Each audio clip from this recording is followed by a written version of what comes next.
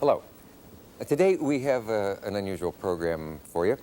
Our program is about the business of newspapers, and joining me on the show today are Niall O'Dowd, who under incredible odds started up and succeeded in publishing a newspaper in one of the toughest markets in the world, New York City, that is. And in just 1 year, his newspaper, which is called the Irish Voice, its circulation has grown to 55,000, which rivals that of the Irish Echo, a newspaper that's been around for, I think, more than 60 years. The Irish Voice is a weekly newspaper, and it's published for and about Irish Americans, and it features topical news from the home front, as well as hard-hitting news stories, and political coverage. And also with us is Jimmy Breslin. Breslin, the Pulitzer Prize-winning columnist and author who's currently lead columnist at Newsday in New York. He's a writer who, during the last 30 years, has worked for almost every paper in New York City and outlived a number of them. I'm proud to say he's a friend as well. And we will be talking about newspapers, Irish immigration, the troubles in Northern Ireland, I expect, and more when we return. Niall O'Dowd, spelled Niall. Yes.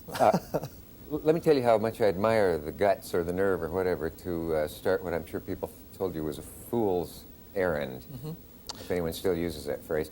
To come into a town where there's a newspaper that's apparently covered its particular interest group, start one up brashly, as in Citizen Kane, Yes. and succeed. Well, I think it was a certain innocence as well that helped me, that I didn't realize exactly what I was facing. But I had started up 2 previous publications, both of which were still publishing, so I wasn't completely new to the newspaper business. But this one was in response to changing conditions, which in New York in the last 5 years we've had about 75 to 85,000 young Irish come into the city from Ireland. It's the resurgence in immigration, so it created a new market. So it seemed to me we already had successfully published a magazine called Irish America, and we felt that the time was right to pitch a weekly newspaper because the existing paper we felt wasn't moving with the times. So that's how we did it. But Well, I saw headlines like "Bitter War" for Irish audience. yeah, it's a bitter war. I don't think he was so brave either, by the way. I take issue with his bravery. I think he just can count. That's all. His arithmetic is excellent. Counting passes for bravery these days. You've got a large number of young people arriving at Kennedy Airport with just enough clothes and just enough money to say that they're here for 2 or 3 weeks, and nobody gets suspicious, and they go in on their visas and throw the thing into the garbage, and they're here forever. They're not going home.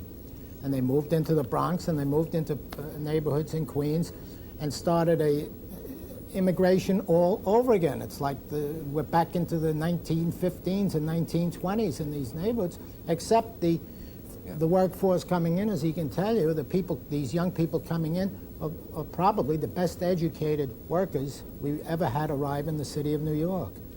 I mean, you've got carpenters who are architects in Dublin and can't get work. Yeah, we got lawyers who are working in restaurants. So he doesn't have to worry about an audience that can't read and write or has only rudimentary skills. He's got college graduates, and he aimed at them, and you're saying he's brave. I don't see.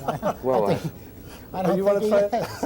I knew he wasn't. I just wanted to make him feel good, and now you've blown it. Don't make him feel good. Let's start with the truth. But so when you say "Hey, honey" to the pretty little Irish lady who's working in the cafeteria, she may have a PhD and be 32% of college education. We did a survey, which is very, very high for a group coming in. Well, is Ireland still a priest-ridden bog, as one of its playwrights said? Was that Breslin who said that? No, I think he... It sounds like... I think he probably admires it. Wasn't it O'Casey? I don't know what made me blurt out that phrase. I think that... It's a memorable phrase, though, isn't it? On the surface, there's quite a bit of interference, but I don't think anybody pays attention to it so much anymore. No, I think there's been a sense of disillusionment in Ireland in the last 10 years. This flight of the young Irish has really affected the way the people themselves psychologically think about the country, because there was a sense in the 60s that the country was coming into the mainstream of European political and economic progress, but it really has gone backwards. It's gone backwards with start. They simply can't find any job there, or No, Is the it's money just- they make here a bonanza, even though it's many of these ladies and gentlemen are working in what we call domestic But, labor? you know, you mentioned domestic labor. It brings up a problem with it. I welcome them. Obviously, they're my own. They have my own interests, my own name, type, blood. At the same time, young women who have moved into the Bronx and have jobs caring for children. That's the only job you can get. And they receive exactly, I checked with them, about double what a black woman from New York City can get for minding the same children. So I think as they come in and they highlight our past, and incidentally, this is the only place in the world that could happen, New York and Boston, Philadelphia, Northeast United States, that you can have an immigration again. I mean, we're going right back into the past. This is a tremendous piece of history happening right now. And at the same time, it is only magnifying the mistakes and the failures of this country over the years since the Irish first came here in the 40s, and in that the American black is still at the bottom. You can bring somebody in from Yugoslavia. He will get more money, and she will get more money and jobs more easily than an American black. And thereby, when you look at it, please look at it and recognize your troubles, your own trouble.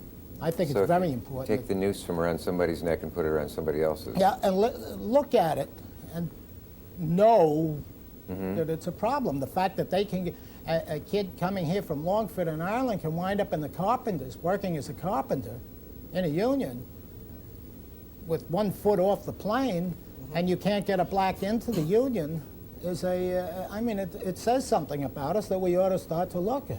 But I think traditionally, Jimmy, that a lot of these jobs, particularly in construction, go back 100 years. They were closed out. Oh, they're still closed out. You know, and it's closed. yeah. I mean, they think it's an Irish union. So therefore, if they come from whether they're Irish from the Bronx or Irish from Ireland, it's our union and it's Irish. Well, just to raise a small point, aren't they working illegally? That's a big, that's a very I big can't point. use that word. Oh, I'm sorry. I can't use that word. I mean, everyone in the older people in my family, when they died on both sides, my first wife's family came from Italy, and when her father died, he didn't have a sheet of paper to show he was in this country, it turned out. And I mean, my family, somebody came from Canada, they claim, no papers, nobody had any of that. So when they say illegal, I don't know what illegal is. Ronald Reagan's grandfather entered the United States illegally from Canada. Yeah. If you want to go back to. Yeah, actually. can't But what do happens that. to them if someone comes into the restaurant and says, okay, let's see who has green cards? Well, we've had Oh, be arrested. you could tell it. Well, there was 10 arrested last week in Boston. Same situation.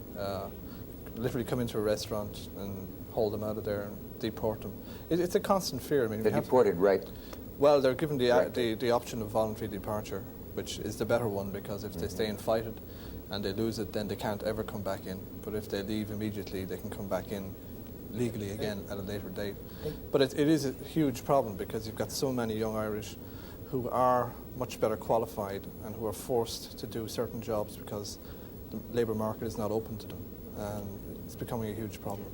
They would rather grab 1,500 Mexicans than one Irish, though, the immigration, I'll tell you that. They I mean, would? even there it comes down to... But I think There's- illegal It is comes illegal. down to here. you know? Yeah. I think illegal is illegal. I think it's a terrible I hate the existence. word. If you're a wetback or a narrowback or whatever you are, it's still a horrible, or a greenback, it's a horrible existence. And there's so much of it, and it's so unnecessary, because everybody knows, anyone living in New York knows there's an incredible labour shortage right now. And there should be enough jobs to bring these people in legally.